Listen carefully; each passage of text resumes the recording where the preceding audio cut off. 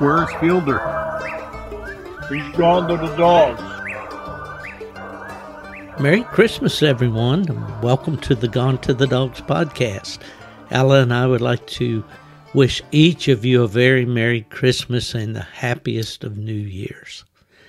Today we go into part 2 of our interview with James Oliver Laws. You'll remember from last week that Mr. Laws was 75 years old when we conducted this interview through my friend Stuart Biesecker of Lexington, North Carolina, on Mr. Laws' front porch. And I guess I could call this Trains, Rain, and Automobiles, because this interview was never intended to be aired as a public broadcast. The interview was simply to gather material for an article that I wrote for Coonhound Bloodlines magazine in the July 1985 issue. The article was called Plott Hounds, The Rest of the Story. As you listen to Mr. Laws, you'll hear the background noises that I mentioned: trains going by, rain falling on the roof, automobiles and motorcycles speeding by. But if you listen closely, you'll hear the words of a very interesting individual, and one that knew personally the story of the Plott Hound perhaps better than anyone outside the Plott family. Some of the statements by Mr. Laws will no doubt be controversial. He appears to be a little confused at times as to the dates. In one reference, he talks about a registered plot back in 1925. We know that the plot was officially recognized by United Kennel Club in 1946. But those little inconsistencies aside, I think you'll find that Mr. Law's story is certainly believable, and it is by me for sure. I'd like to begin the podcast today by reading the introduction to the article that I wrote after these interviews.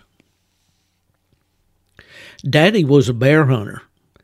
He killed a bear when he was only 5 or 6 years old, began Jim Laws of Lexington, North Carolina, as he reminisced about his famous father, who was once the paid guide for the famous Hazel Creek Rod and Gun Club, where the likes of Vaughn and Little George Plott and Mr. Baseball Branch Rickey hunted on the North Carolina side of the Great Smoky Mountains.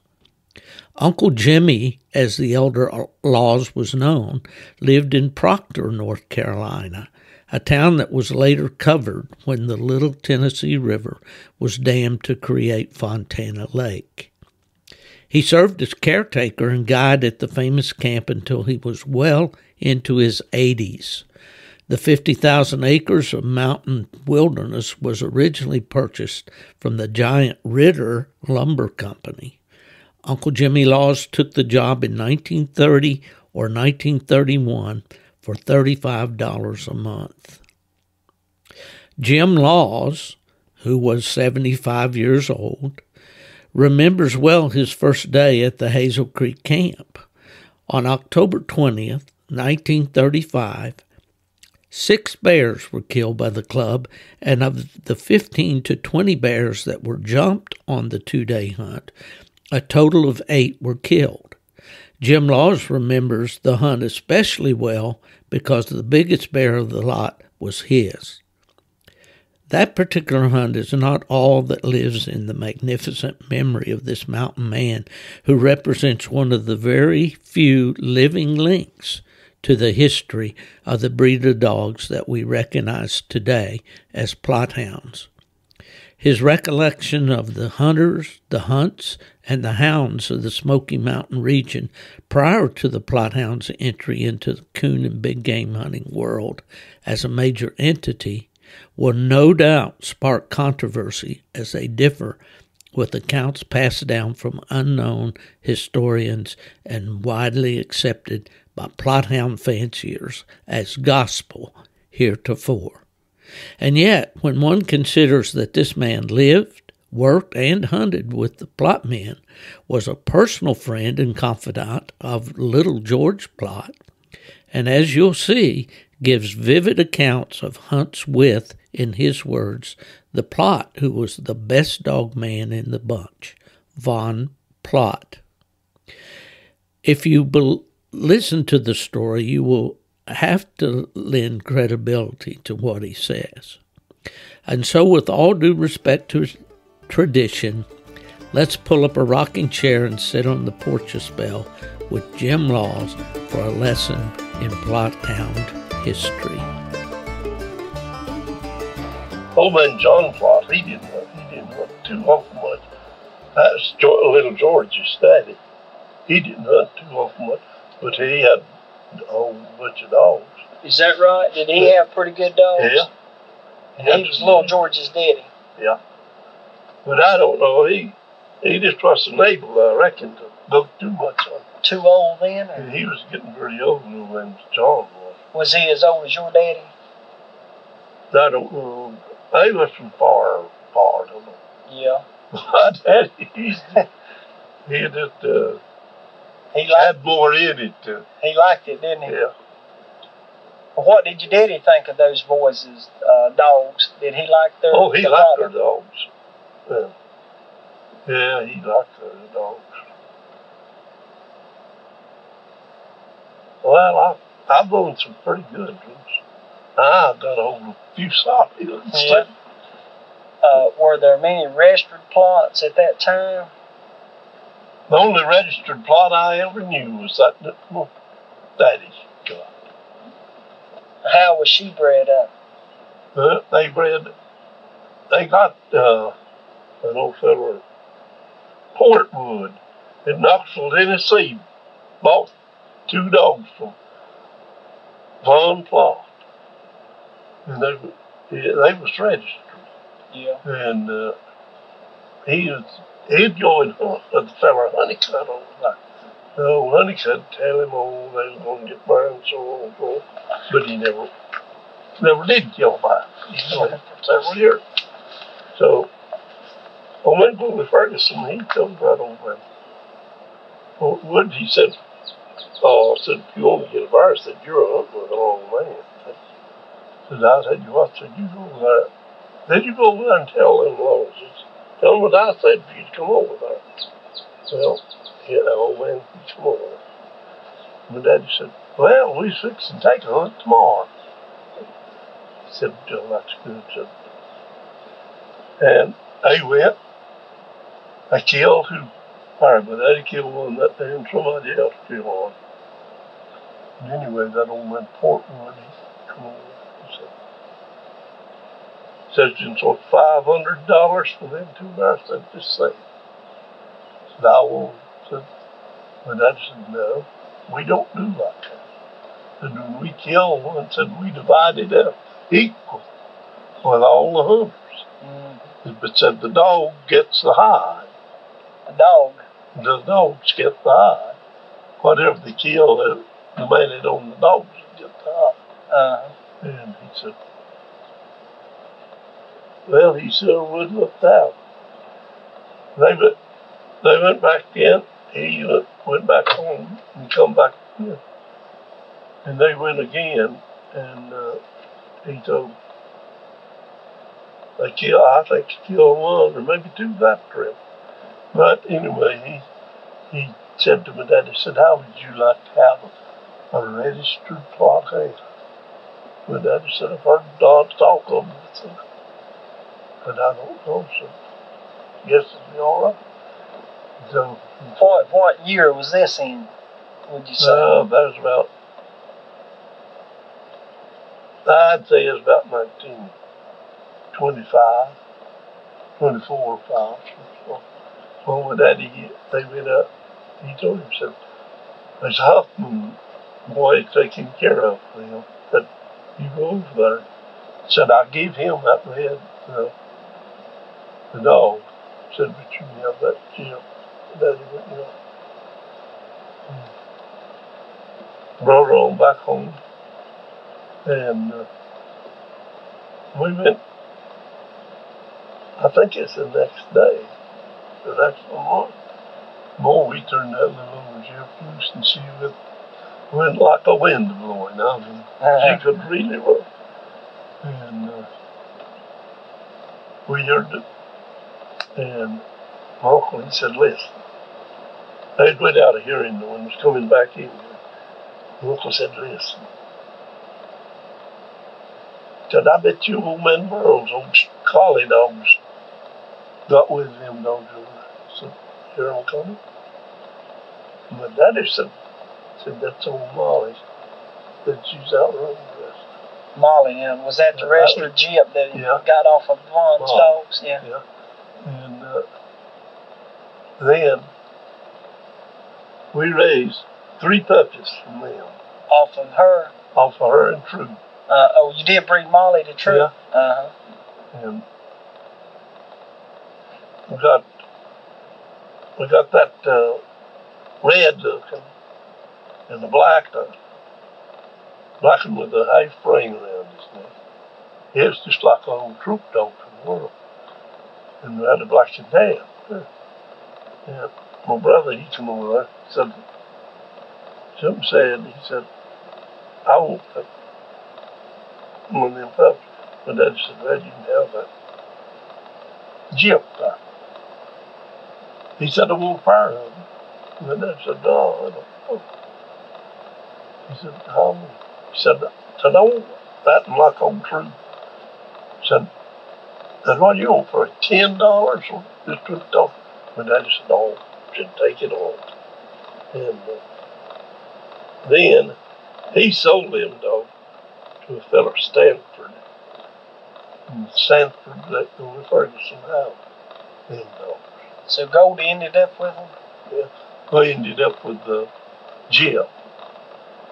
And that was the mother of about all these dogs. Oh, is that where Goldie got his dogs from then? So really, your daddy's troop dog and the registered volley Jip of Von Plott's is the start of Goldie Ferguson's dogs. Yeah. That's it. Yeah, well, I didn't know that. No. Yeah, that's kind of what I was wanting to know about, how some of these dogs got started, because Steve Fielder, he's a Plott man, and he'll know what you're talking about, and the dates, that they go back to. And they got some of it was leopard spotted. Yeah. The Plotts did. I don't know what they's ever bred from. They had, old man John had about 3 or 4 of them leopard Plotts. And John had one, or Vaughn had one. Well, they tried to breed for about all brindle color, didn't they? Yeah. That's what they tried to breed. And a lot of times they'd have a pretty buckskin. They'd pop out a buckskin nearly all the time. But they'd cull them out, the buckskin They'd Plotts. cull them out. Maybe kill them. Yeah, so they was mostly looking for brindle. Them out. Maybe kill them. Yeah, so they was mostly looking for Plott. That buckskin that he had.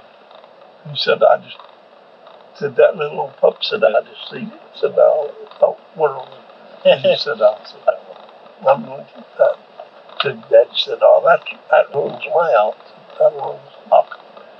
I mean, I'm going to keep that pup. But he turned out to be a good one. He was one of the best to have, buddy. But his daddy didn't like it because it was a buckskin. And Little George, as long as that buckskin dog was alive, he was his track dog. Is that right? He took him to work the track with. Right. And we went up there and turned loose on a big bear. It was an awful big one. And they fit. We got over on the park over there. And got on the Calhoun property in there. And they treed several times. And they got him down. But he killed about 3 dogs before. And by the way, my brother-in-law, him and George Plott, Taylor Wilson, they got what's over there. They'd get to wear down, but he killed them dogs. He got to where he just fight in a small place like during this yard. And he drove back up a big tree there. Yeah. And I think when the third one got killed, then they got the dogs from that. Yeah. He didn't want to lose more of them, but they got on the park, and they couldn't go kill it. Right. Well, I guess that was pretty common to lose good dogs back then to a bear, wasn't it? Yeah. Yeah.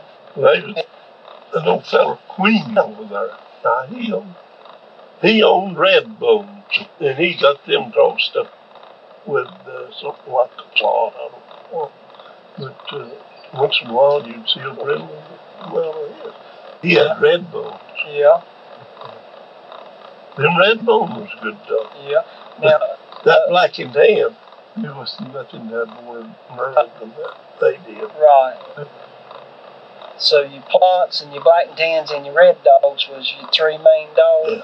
How about walkers? They didn't use them. Walkers, they'd run, but they wouldn't fight. Yeah. You had to have something to make him climb a You had to tree. have something to bite. They had to get bit before they'd climb a tree. Yeah. But I have turned loose, and as soon as the dog could get just right there, get up with it, it'd climb right then. Never. Then we got that black dog, black and tan, and I was telling you about it. It was the mate to that red Jim. Now he was one of the fastest dogs ever seen. And all the time if they had to run any distance, he'd be 8 miles ahead of them. Yeah. But I just thought about what you were talking about, like Goldie Ferguson's dogs coming down off old trees. I guess a lot of the dogs nowadays, if they were traced back, they would go back to your daddy's old dog. Yeah. Because everybody about it too there. It had a good chip. They won't breed. They wouldn't breed no other dog if they get to breed to. they breed the troop. Yeah. Yeah. Well, did the Plotts ever breed any of their dogs too? No. I don't. Well, we didn't know much about the Plotts then when we got that chip. Oh, yeah. And that's where we learned about the Plotts. That was back in 25. Yeah, about 24, 25. And when y'all was hunting together up at Hazel Creek, that was on up in... that was in 1934. From then on, I hunted from 1934 till the park took that over. Right. But they found then the dam come in there and bought the lower end of it, and then they just bought the other and turned it into a park. Yeah. It's all park now. Right. Well, I guess you and them Plott boys had a lot of fun then, didn't you? Well, you had more fun than anybody. We've had as much fun when it comes. That bear we killed up there on the parks, we fought it 4 hours. Never went much further than that hill. Right. You were more in closer to which one of them's age? Little George Plott's age? Or Vaughn, or which one? Well, Vaughn was a lot older. Vaughn had kids about as old as me. Little George, me and him wasn't too far. He was younger than Little George was. Yeah. Well, I've heard you mention Taylor Wilson's name several times.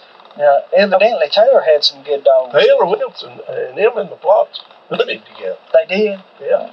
So they was raised right over there on Plott Creek at Waynesville. Yeah. He was raised there. Taylor Wilson was too. So they were friends. Yeah, they had good dogs. But Taylor, he was like my daddy was for a long time. He didn't believe in nothing like his hands for a long time. Oh, is that right? Yeah. And he had 2 dogs of the world. I don't know. He had I don't know what that was.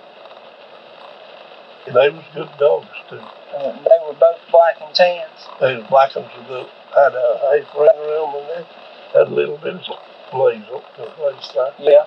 and had brittle legs and flat back. Yeah. So now Taylor, was he about your age or?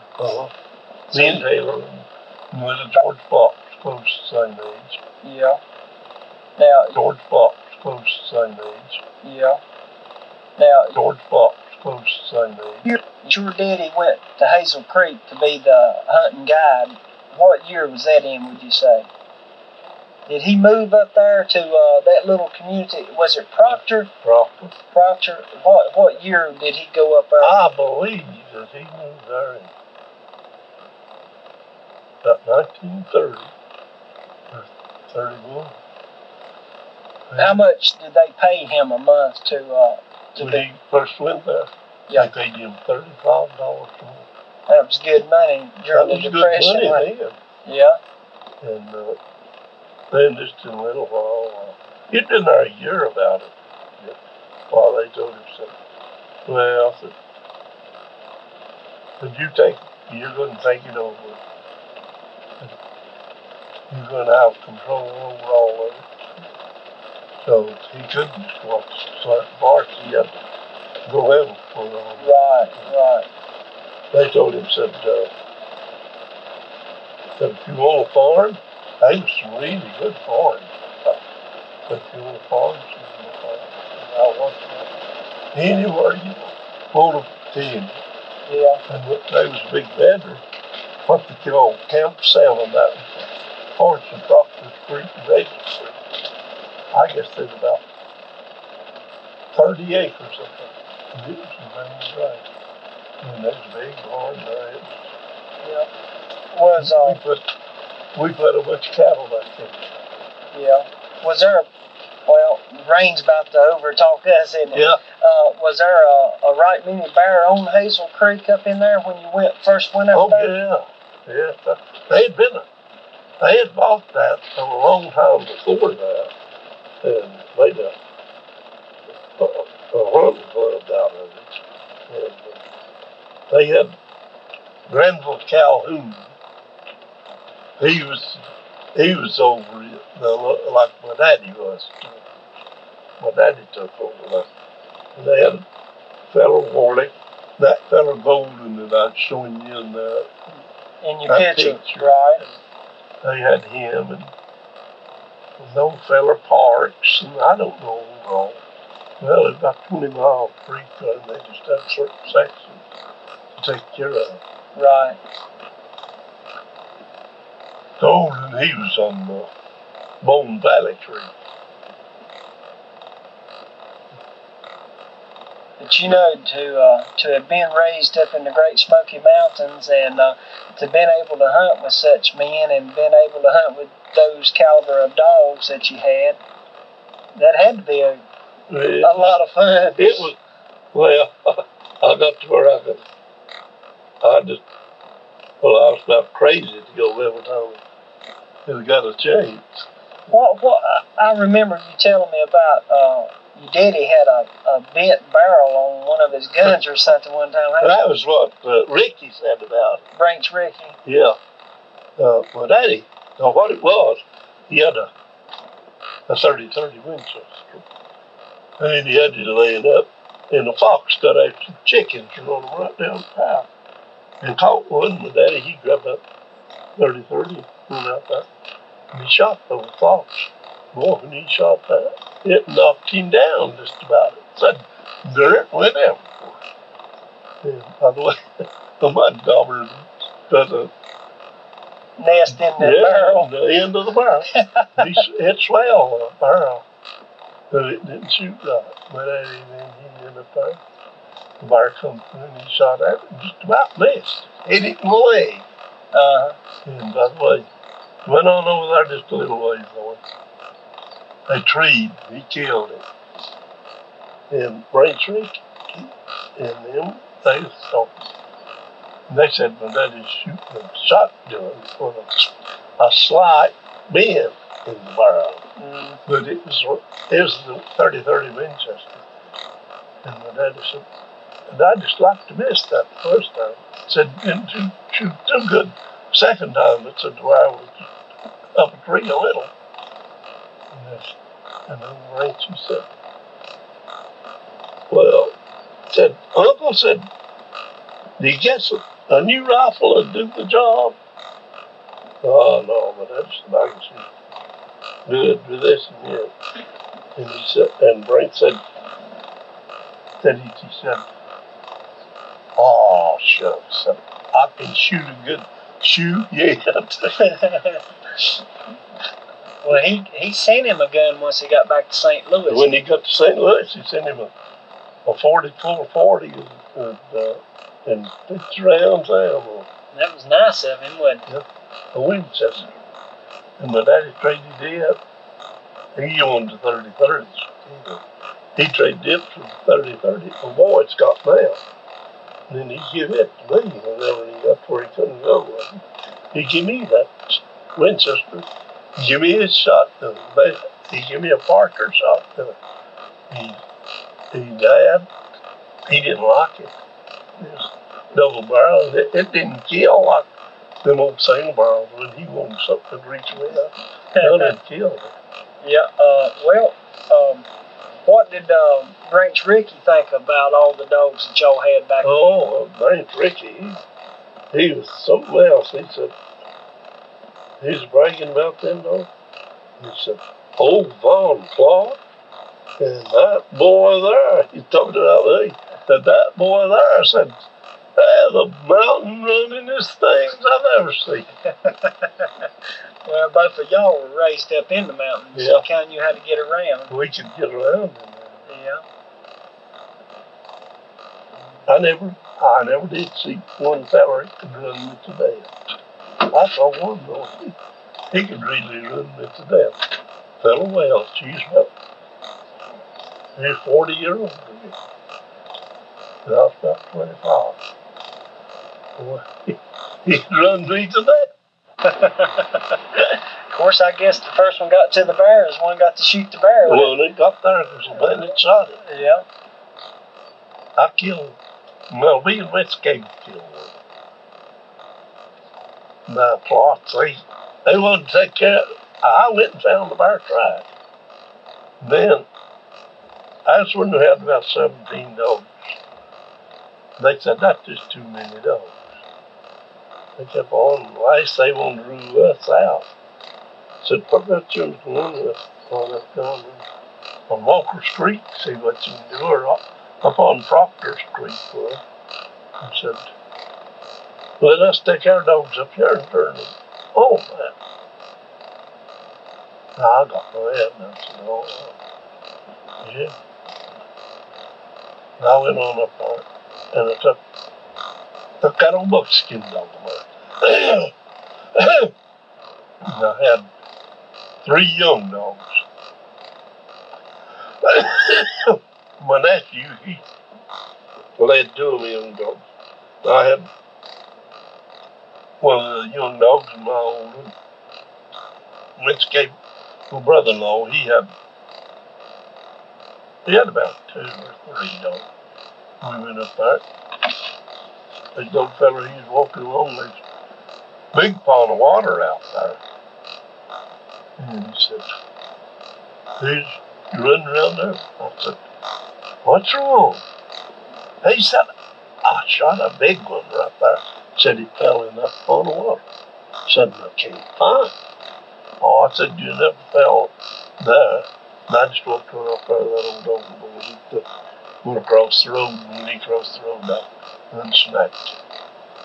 And it went about, I guess, nearly half a mile back on it.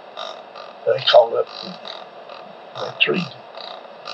Which gave him my brother-in-law, leaving it for killed it. And their dogs had come out across the mountain. And they was fighting one up there. Ray Wright, he got Taylor Wilson's gun. Taylor, he fooled around and worked in a mill and got fat and got to where he couldn't go. So they was over there and Ray Wright got his gun and went up there and killed him. My dad said, you listen to your shooter. Somebody shot up there and there one like over here. Maybe 2 over here and 1 over there. Said, Well, I've heard that before. Shooting bear at both places, wasn't it? And some of them said, well, so that means a bear back over there, don't it? Well, that said it means one up there. Some don't know about that. He said it means one over there. Said, how's that? He said they two boys over there just won't let one get away. So they'd kill it. We killed it. But that old rat boy, he was backed up against a big log. And he said he couldn't get the shoes. Said them dogs was all on that log, you know, all around. And said he slipped. Said I slipped up there and got off the bug. Said he eased down through there. And that old bear stuck his hand up over that log. So I shot him. And then he run on down. Barely went off down the hill. And he shot him again. I believe he shot it about. I believe he shot 3 times. We shot that boy like 4 times. Both bear a pretty nice bear that was killed that day. That rifle kill, boy, it was really bigger. And its tushes was no longer than that. It was as dubbing as my finger. Just as brown as thinking it. Old bear, wasn't it? Yeah, you know. Well, I noticed you said Vaughn didn't want to turn loose all that many dogs at the same place on that one track. Yeah. He'd just rather hunt with just a few dogs more than a lot. They seem to do a little better at times, don't they? They do better. You take that many dogs, it was no good. In each other's way, aren't they? Yeah. We thought, well, when we'd go though, we'd take about 7 dogs. 7. A lot of times you did, just took troop, didn't he? Yeah, sometimes just old troop would be there. And there'd be nothing else there. Well, I heard you say a while ago that you and Vaughn Plott went coon hunting one night. Did Vaughn like to coon hunt? Yeah. Yeah, Vaughn and Little George and them, they was real sports. Yeah. Real good. Of course, they give their dogs more credit than was deserved. So, and they'd never say nothing about nobody else's dog. We killed one over there. What's called Huggins. A bear. And yeah. And that old rock dog. Boy, him and that old stock dog was on top. Them rascals, they stayed right down by his head all the fighting right his head. Now, I know they was going to get killed. They didn't get a cut on. But we killed it there on the park. He caught that old rock dog right there in the back of the neck. When he died, they was not that big on him. How old was your rock dog when he died? I don't believe he was over about 7 years old. Did you breed him many times? Never did breed him about 3 times. Yeah. He produced pretty good pups. Yeah. Yeah, he always had. His pups was good.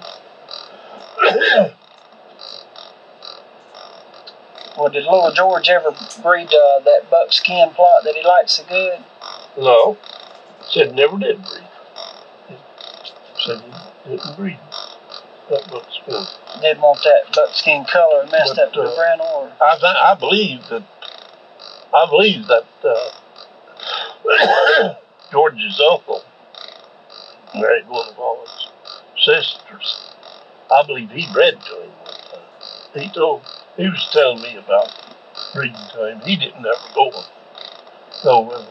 Them Plotts, them dogs, they deserved a good name. Yeah. They deserved it. But they had some. It wasn't much.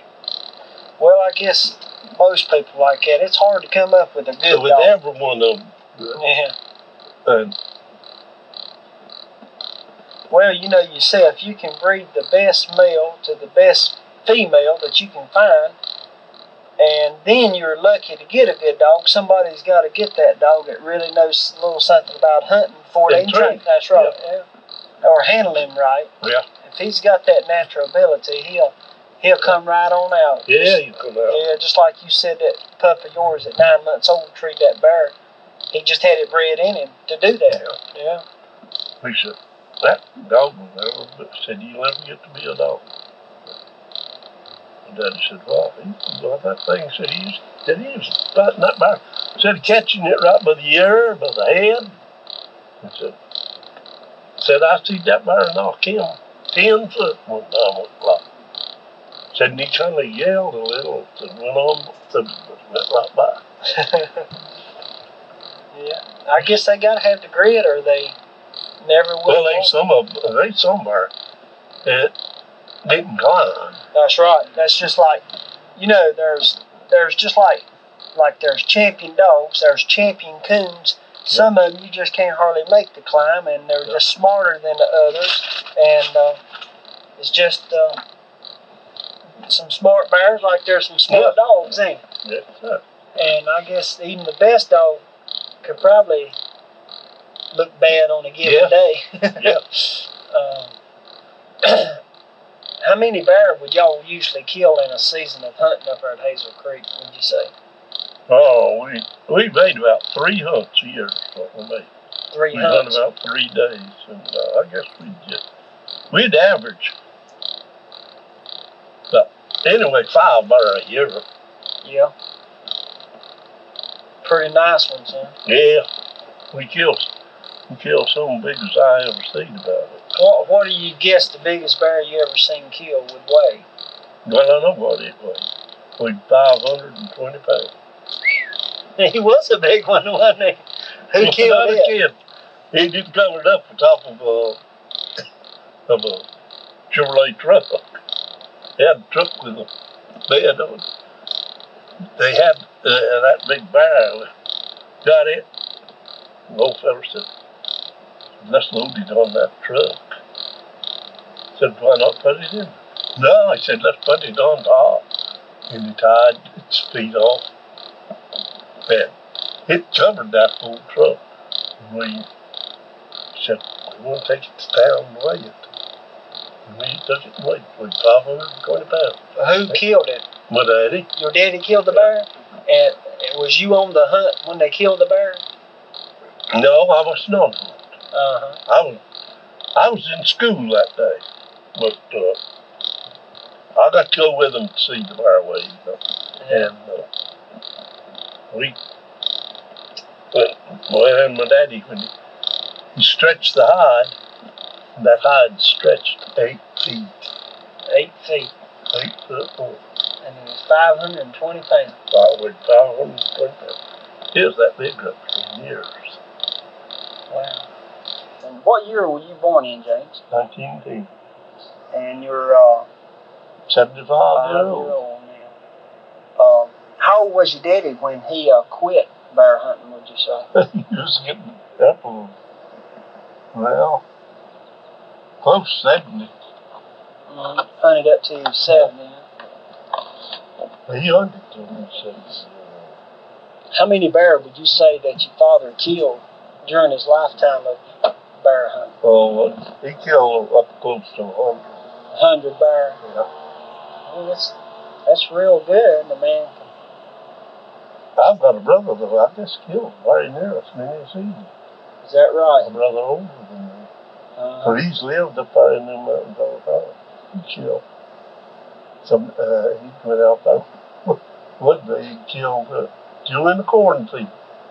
Said, something got to eating his corn up, said he said, never paid no attention to what it was, just see what they eat the corn. He said, I'm going to get out there and I'm going to kill groundhogs. And that's like it. And out there, there's 2 barns there you'll be killed. Kill both of them. Mm-hmm. Yeah, he's killed a lot of bear, my brother. Well, back during that time, when you were being raised up in Bryson City, the bear was plentiful too. Oh, yeah. Well, in a way, it was kind of scarce, but you take like that Lands company down there, that club, there was plenty from there for somebody in there watching all the time and keeping people from hunting and fishing, and there was a lot of our. That day we went, let a guy kill them 6. Old fella was looking at us. They said, Uncle Joseph got the bear this year. Said one passing through once in a while. One passing through. He didn't think there was many in there then, No, did he? he wasn't much. Yeah. He wasn't back then what bear was used. In the summertime, I'd watch the creek, stay on the creek down. Didn't pay too much attention to like on the mountains and like that. But then when the fishing season was over, well, I'd go to ramble in the mountains to see where the bear was from. You kept up on I kept up on it. You had to be good at it. Yeah. Well, Daddy, he said, now I said, I'll tell you. He said, you may not see one strike. He said, you see, he said, they'll rake along hunting acorns and hickory nuts. So he said, you'll see that, maybe not even see a track. He picked up on a lot of the ways of a bear, hadn't he? Yeah. There's no fellow told me over there. Said, some of them said something about that over there. He said he moves the day before where the bears going that night. Yeah. Yeah. We killed bears, wild hogs. Did you have many hogs, wild hogs? No, we didn't. They had them over across the river over there in Graham County. They was plenty of them. But over there, they just well, once in a while. But now they're thick as rabbits now. Yeah. So that was kind of a prize to get a nice bear. Was there many coons up in the mountains when you were being raised? Oh yeah.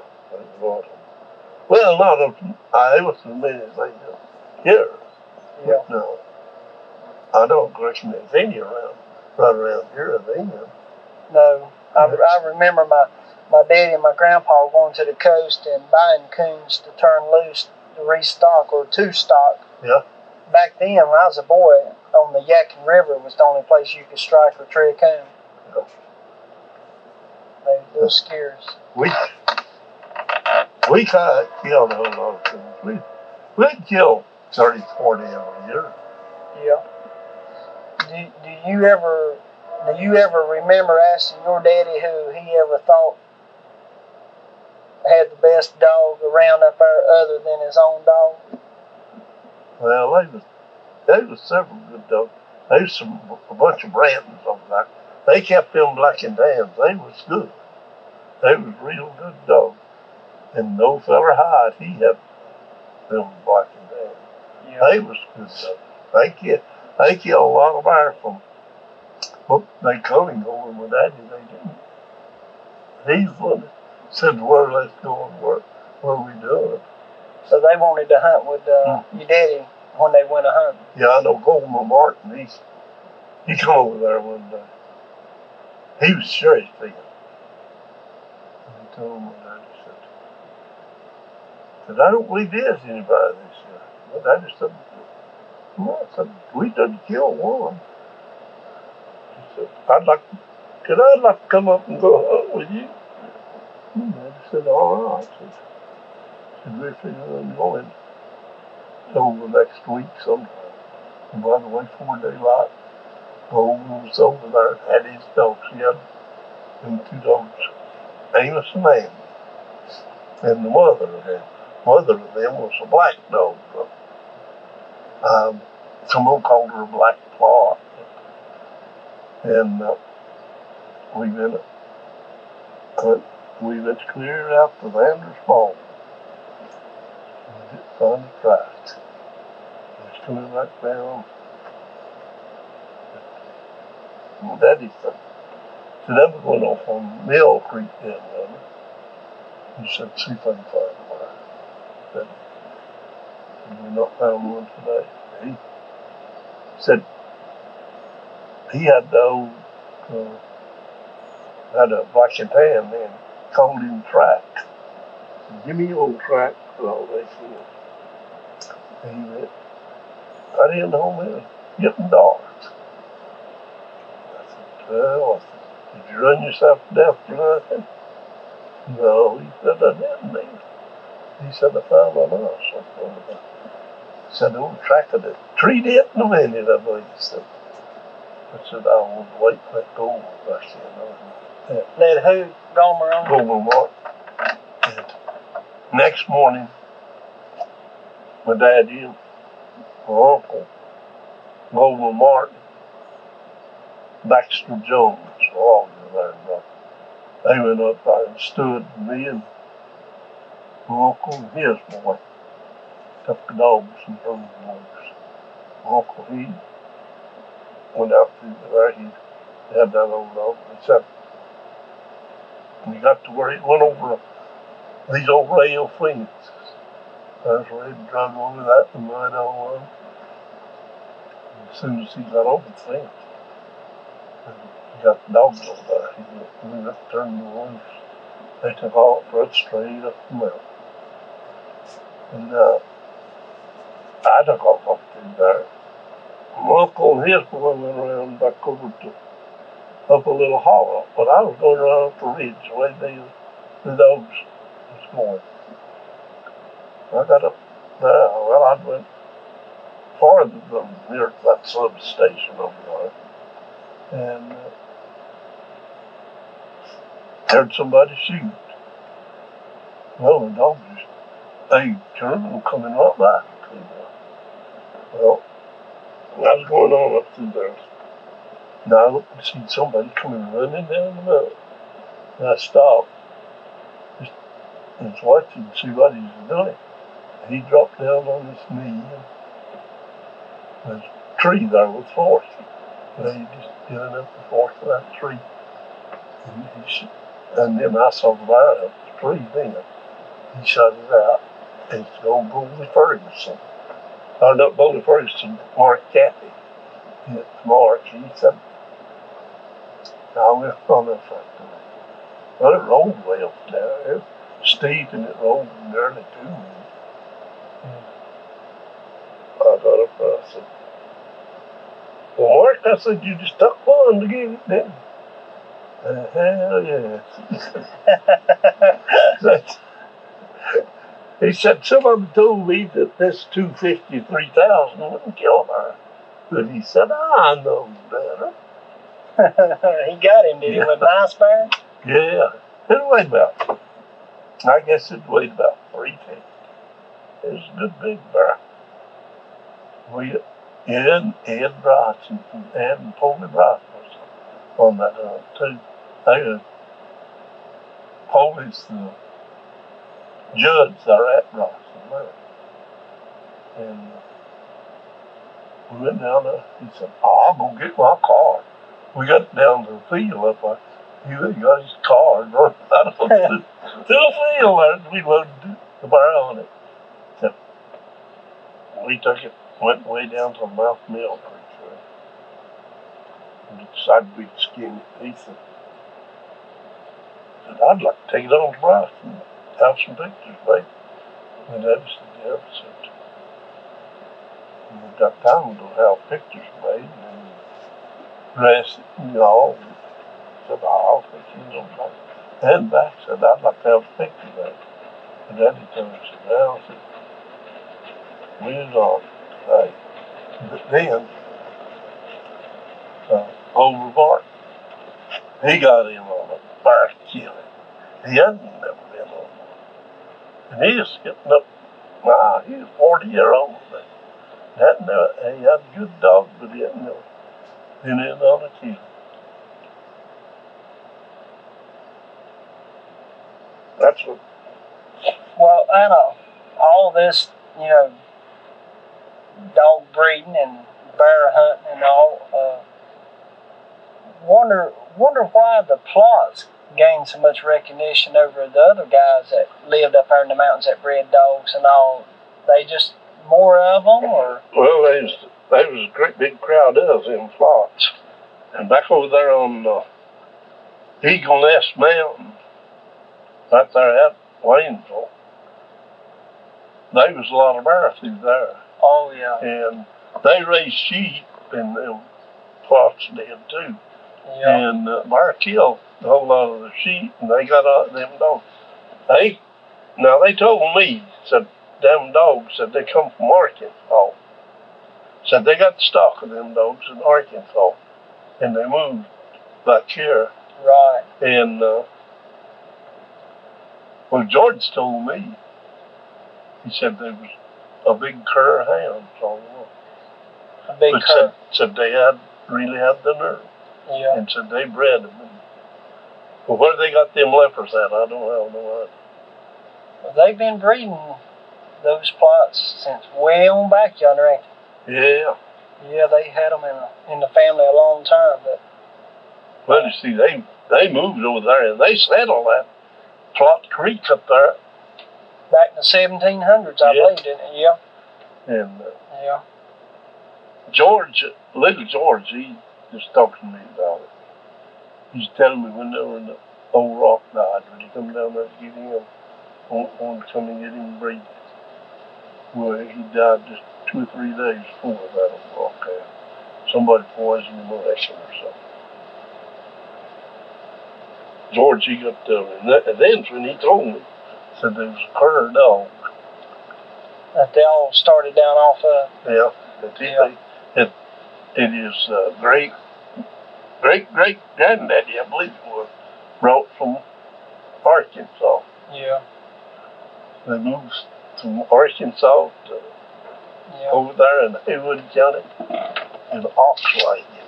Ox wagon. Yeah. They crossed some rough mountains then, didn't they? Yeah.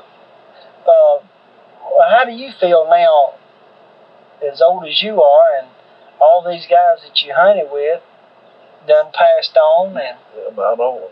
Yeah, and how does that make you feel? You just got the memories, haven't you? Yeah, that's all. I can't go. Like I told someone about it, just a little bit.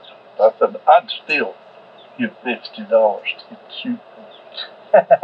Well, I guess if it's in your blood like that, you don't never get it out of your blood. No, yeah, that's one thing. Now you like coon hunt. Yeah.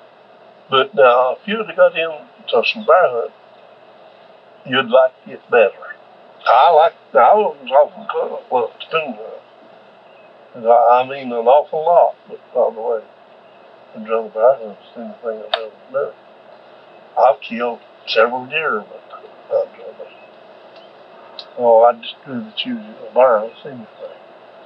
Don't you reckon it's because that dog's running and treeing and you can't hold your feet still when you hear them dogs are barking? No, you can't keep your feet still. So, my brother, he was old. He said, we went up there one time. We went on no land creek. And then we had about 4 or 5 dogs. We had some good dogs. And we turned them loose, me and one of my nephews did. My brother-in-law, well, because he's a lot older than I was. I was about 40-year-old then. Oh, he said, I swear to God, said they outrun the dogs. I guess you had to stay up with them. Well, we killed 2 or 3 bears. I believe I killed 3 bears. And this preacher went on there. He was with my daddy. He said, the last time I saw him, he said, well, I'll never forget that's going up bear. We was talking about, we used to fish, me and him fished on it. He said, I said, I'll never forget that going bear. He said, that day, he said, you kill that. He said, I told Uncle Jim right there. Boy, that boy likes it, man. Well, I just said, he's crazy as I am. But you know, if you think about it, your daddy had always done that. Bear hunted, had good dogs, and he raised you up doing it. And now, here you are an old man, so to speak, and all these years has passed, and there's not probably anybody else left in the country that's done and seen and hunted with. They people like you. Quite a few people in the country saw half as much fun as I have. Yeah. I guess the Lee brothers out west, they were big lion and bear hunters out there, and the back east this way, you know, I guess you hunting with your daddy and the Plotts, and I guess. Well, I'm satisfied that my daddy, in his day, killed more bear than any man and smoked. Smoky Mountains. I wouldn't doubt what my daddy killed the most of anybody ever.